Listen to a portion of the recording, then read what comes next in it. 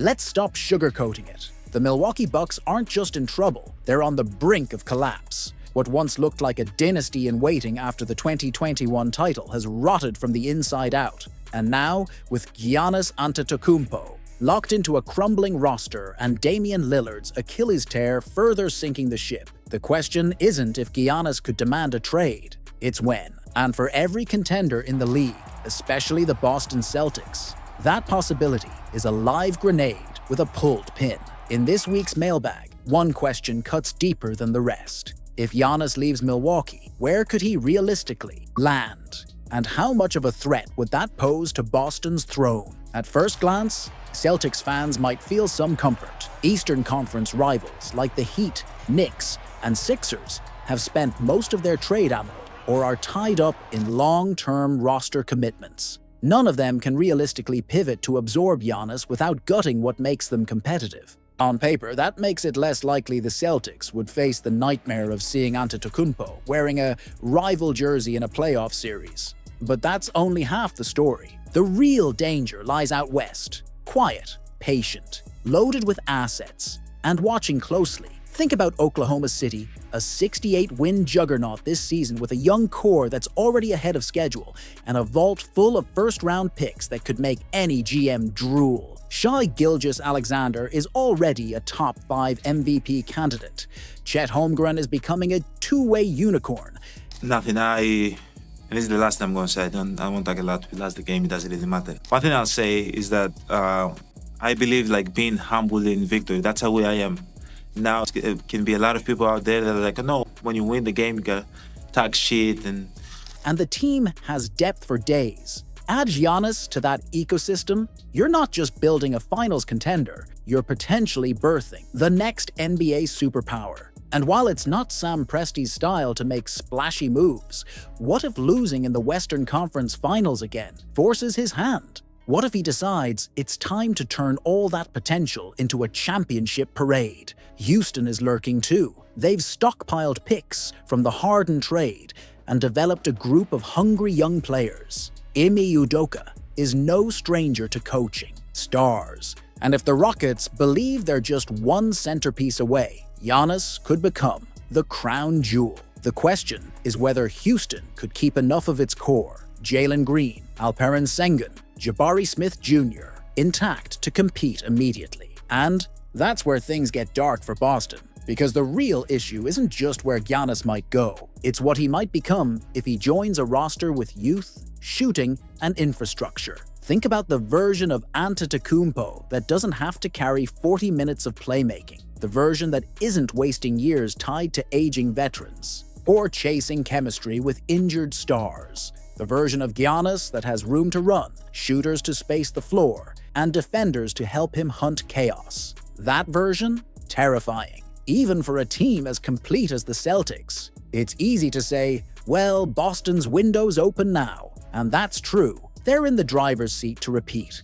But NBA history is brutal to champions who get comfortable. The Raptors won in 2019 and vanished. The Lakers lifted the trophy in 2020 and got swallowed by injury and bad contracts. Even the Warriors, for all their dominance, spent years clawing back from decline. Now think of the Bucks. A team that hasn't been to a conference finals since their title. A team that just watched its superstar partner Lillard go down with an injury most guards never recover from fully. A team with no depth, no picks, no momentum, and a fan base clinging to memories instead of reality. Giannis is 30. He's not going to be patient forever, especially when his peers, Jokic, Embiid, Tatum, are chasing rings every season. And once a player of that caliber even flirts with the idea of leaving, the pressure cooker explodes. So, what happens next? Does Milwaukee double down, try to add one more piece, and pray for health? Do they take the opposite route,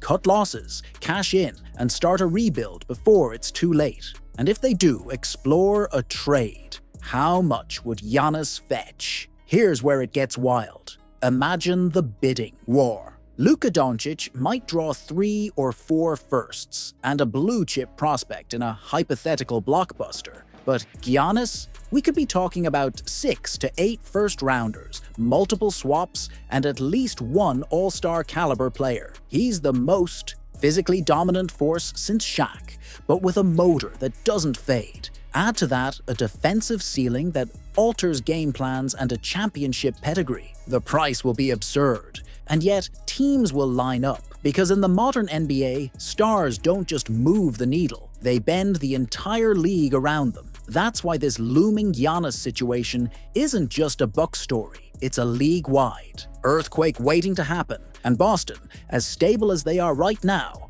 can't afford to ignore the tremors. Did the Celtics just pull off the greatest heist of the decade without anyone realizing it? When the Milwaukee Bucks shocked the world by trading for Damian Lillard, it was hailed as the move that would redefine the power balance in the NBA. A last-ditch effort to appease Giannis Antetokounmpo, to prove that the front office still had the hunger to win. But now, less than 2 years later, that same deal looks like a poisoned chalice, and the real beneficiaries are wearing green and white in Boston. Let's cut through the hype. The Bucks mortgaged their future for a fading superstar with known injury risks. Lillard wasn't just 33 when the trade happened. He was coming off years of carrying a lottery team and accumulating mileage on a smaller frame, already battling durability concerns. Still, Milwaukee went all in. Why? Desperation, not strategy. Miami wanted Lillard too, but couldn't make the numbers work. That gave Milwaukee the opening to swoop in. In doing so, they offloaded Jrue Holiday, ironically, the only player on their 2021 championship roster who could still guard elite guards and provide stability. The same Jrue Holiday, who, just days later, landed in Boston. That's where the story takes its wildest turn. Because while the media debated Lillard's fit with Giannis and Heat fans cursed their front office, the Celtics quietly turned the chaos into gold. Brad Stevens saw the ripple effect and struck with precision. Acquiring Holiday wasn't just a roster upgrade, it was a direct response to Milwaukee's gamble, and it paid off in every conceivable way. Holiday didn't need to be the offensive engine in Boston. He became the defensive backbone, the veteran leader, the difference maker in clutch moments. And in June 2024, as confetti rained down in TD Garden, it was his fingerprints all over banner 18, a former Buck, cast aside for a flashy name, holding the trophy as a Celtic. That's not just irony, it's poetic justice. Meanwhile, Milwaukee is unraveling. Giannis is still producing MVP-level numbers, but his supporting cast looks like a shell of the team that hoisted the Larry O'Brien in 2021. The Bucks didn't just lose to Indiana, they disintegrated. A 5-game embarrassment capped off by an overtime collapse. And most damning of all, Lillard going down with a torn Achilles. At 34, how many guards bounce back from that? Very few. Lillard's timeline doesn't match Giannis's anymore, and that disconnect might tear the franchise apart. But wait, the fall from grace isn't exclusive to Milwaukee. Look at Miami. In 2023, they were the darlings of the East. They out-hustled, out-coached, and out-willed everyone, including Boston, on their way to the finals. But since then, first-round exits, locker room tension, and the bizarre saga of Jimmy Butler, whose off-court theatrics turned into a PR nightmare before he was shipped off to Golden State. Now, Heat fans are watching playoff Jimmy cook in the West, while their own team is, what exactly? A directionless mix of youth and overpriced veterans. And that's the quiet brilliance of Boston's rise.